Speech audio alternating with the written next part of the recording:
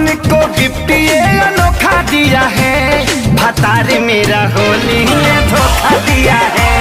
भतार मेरा होली में धोखा दिया है। तब मैंने भी देवरा जी को मौका दिया है। तब मैंने भी देवरा जी को मौका दिया है। भतार मेरा होली में धोखा दिया है। भतार मेरा होली में धोखा दिया है।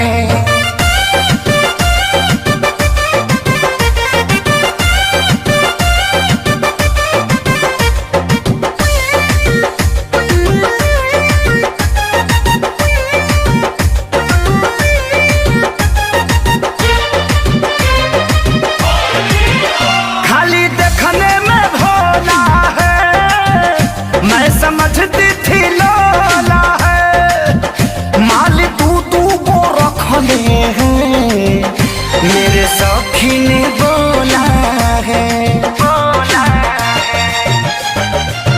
ए हो वो खाली देखने में भोला है। मैं समझती थी लोला है, माल तू को रखले हैं। मेरे सखी ने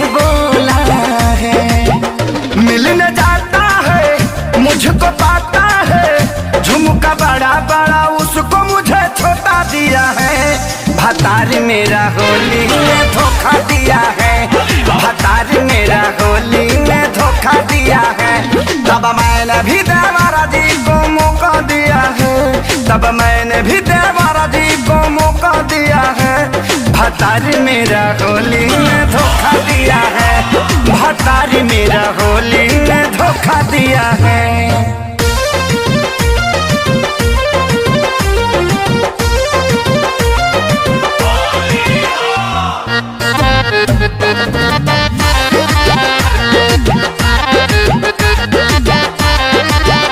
मैं भी ठेला दिखाऊंगी, रोज फगुआ मनाऊंगी।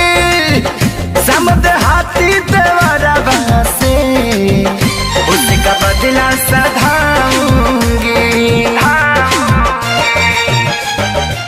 समझना, मैं भी ठेला दिखाऊंगी, रोज फगुआ मनाऊंगी।